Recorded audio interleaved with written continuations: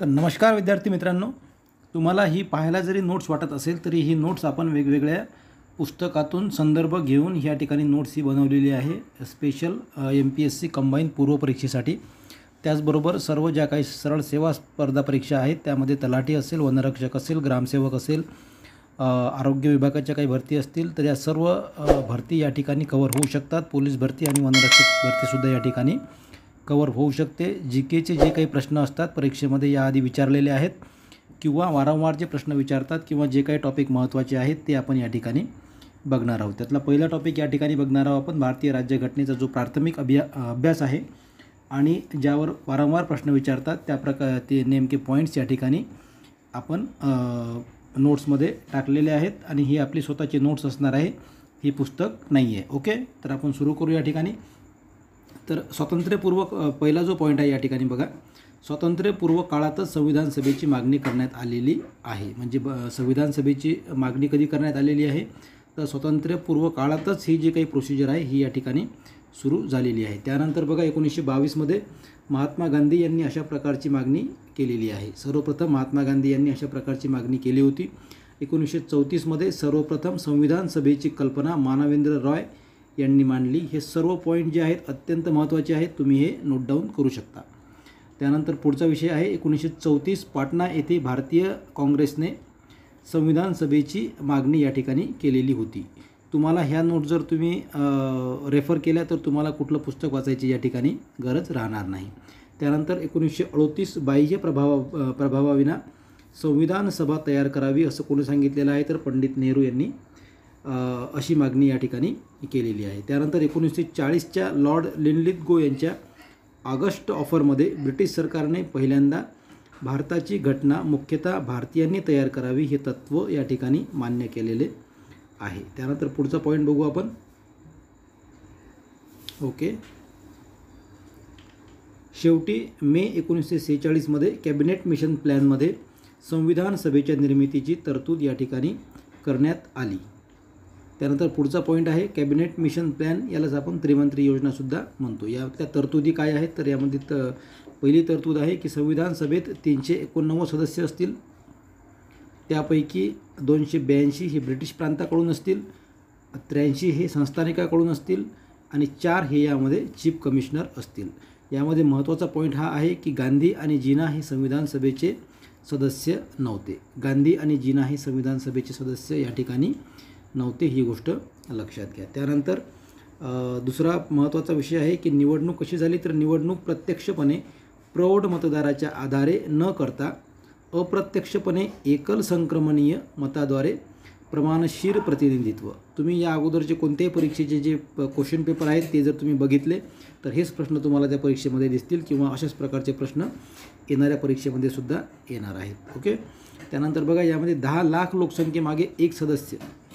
निवडणूक कशी होती तर 10 लाख लोकसंख्येमागे एक सदस्य. जागांची विभागणी कशी होती तर शीख, मुस्लिम आणि साधारण अशा प्रकारे जागांची विभागणी या ठिकाणी केलेली होती. आणि निवडणुका कधी झाल्या तर 1940मध्ये ह्या निवडणुका झाल्या. कोणत्या महिन्यात तर ऑगस्ट महिन्यात ह्या निवडणुका झाल्या संविधान सभेसाठी. यामध्ये जो काही निकाल लागला तो निकाल कसा होता तर काँग्रेसने 208 जागा जिंकल्या, मुस्लिम लीगने 73 जागा जिंकल्या आणि अपक्ष या ठिकाणी 8 जागा जिंकल्या. यामध्ये एकूण जागेमध्ये 15 महिलासुद्धा होत्या. त्यामध्ये मग सुचिता कृपलानी असतील, हंसाबेन मेहता असतील, त्यानंतर मग अजून 15 त्या ठिकाणी महिला होत्या. त्यामध्ये हा प्रश्नसुद्धा परीक्षेमध्ये विचारला जातो. त्यानंतर 83 जागा भरल्या नाहीत कारण संस्थानिकांनी संविधान सभेत भाग न घेण्याचा निर्णय या ठिकाणी घेतला होता. 93 जागा या ठिकाणी भरल्या गेलेल्या नाही आहेत. ही गोष्टसुद्धा आपल्याला या ठिकाणी हा पॉईंटसुद्धा या ठिकाणी महत्त्वाचा असणार आहे. त्यानंतर 9 डिसेंबर 1946 संविधान सभेची पहिली बैठक पार पडली. कधी पार पडली? 9 डिसेंबर 1946ला. खूप महत्त्वाचे पॉईंट्स आहेत मित्रांनो, सर्व हे नोट डाऊन तुम्हाला या ठिकाणी करून घ्यायचे आहेत. अभ्यास तुमचा सुरुवात अभ्यासाला या ठिकाणी करायची आहे. मुस्लिम लीगने पाकिस्तानची मागणी केली होती, त्यामुळे मुस्लिम लीगचे सदस्य या ठिकाणी गैरहजर होते, ही गोष्टसुद्धा लक्षात घ्या. त्यानंतर संविधान सभेचे तात्पुरते अध्यक्ष सच्चिदानंद सिन्हा हे होते. संविधान सभेचे तात्पुरते अध्यक्ष कोण होते तर सच्चिदानंद सिन्हा हे तात्पुरते अध्यक्ष होते. 11 डिसेंबर 1946 रोजी अध्यक्ष कोण झाले तर राजेंद्र प्रसाद हे अध्यक्ष झालेले आहेत कायमस्वरूपी. आणि उपाध्यक्ष कोण होते तर या ठिकाणी एस.सी. मुखर्जी हे उपाध्यक्ष होते आणि त्यानंतर बी.एन. राव हे सल्लागार होते. हे सुद्धा पॉईंट महत्त्वाचे आहेत. या पॉईंटवर सुद्धा वारंवार परीक्षेमध्ये प्रश्न विचारलेले आहेत. पुढचा विषय बघा. यामध्ये क्लिअरिफिकेशन करून सांगायची तुम्हाला आवश्यकता नाही आहे. सर्वचे सर्व पॉईंट जसेच्या तसे तुम्ही पाठ जरी केले तरी तुम्हाला या टॉपिकवरचे प्रश्न सुटणार आहेत. ही गोष्ट लक्षात घ्या. 13 डिसेंबर 1946 पंडित नेहरूंनी या ठिकाणी उद्देशपत्रिका मांडली. कधी मांडली, कोणी मांडली असा प्रश्न या ठिकाणी असतो. घटना निर्मितीच्या कामासाठी अध्यक्ष कोण असत तर राजेंद्र प्रसाद हे असत. घटना निर्मितीचं जेव्हा काम चालत असे त्या ठिकाणी राजेंद्र प्रसाद हे अध्यक्ष असत. आणि कायदेमंडळ जेव्हा कायदे करताना अध्यक्ष कोण होतो तर ते जी.व्ही. माळवणकर हे अध्यक्ष या ठिकाणी असत. ही गोष्ट लक्षात घ्या. दोन्ही पॉईंट महत्त्वाचे असणार आहेत. त्यानंतर 22 जुलै 1947 रोजी सभेने राष्ट्रीय ध्वज घटना समितीने राष्ट्रीय ध्वज स्वीकृत केलेला आहे. कधी केलेला आहे 22 जुलै 1947ला राष्ट्रीय ध्वज स्वीकृत केलेला आहे. त्याची डिझाईन कोणी तयार केलेली आहे तर आंध्र प्रदेशचे पिंगली वेंकय्या यांनी ही डिझाईन या ठिकाणी तयार केलेली आहे. त्यानंतर 24 जानेवारी 1950 रोजी राष्ट्रगान या ठिकाणी स्वीकृत करण्यात आलेले आहे. राष्ट्रगीत आणि राष्ट्रगान कधी स्वीकृत केलेले आहे तर 24 जानेवारी या दिवशी हे स्वीकृत केलेले आहे.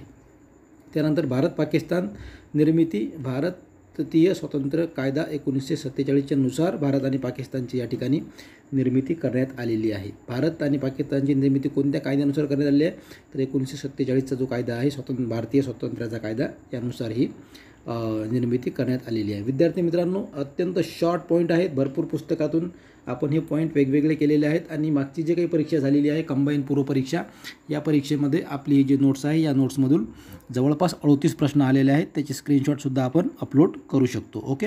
तर पुढचा जो आपला टॉपिक असणार आहे तो आपला असणार आहे संविधान सभेच्या समित्या नेमक्या कोणत्या होत्या. त्यानंतर टॉपिक असणार आहे मसुदा समिती टॉपिक असणार आहे. त्यानंतर मग तुमच्या काही महत्त्वाच्या कलमा वगैरे असतील ते सुद्धा महत्त्वाचे आहेत. त्यानंतर मूलभूत हक्क, नंतर मग आपलं सर्व जे नागरिकत्व, मूलभूत हक्क जे आपल्या कलम आहेत त्या कलमसुद्धा या ठिकाणी आपण घेणार आहोत. भाग 1 मध्ये संघराज्य व त्यांचे क्षेत्र आहे. भाग 2 मध्ये नागरिकशास्त्र आहे. भाग 3 मध्ये मूलभूत हक्क आहे. भाग 4A मध्ये मग तुमचे काय आहे ते मूलभूत कर्तव्य आहे. तर अशा प्रकारचे भाग 4 मध्ये राज्य धोरणाची मार्गदर्शक तत्त्वे आहेत. तर हे सर्व आपण घेणार आहोत स्टेप बाय स्टेप एका व्हिडिओमध्ये. ओके. धन्यवाद. थँक्यू.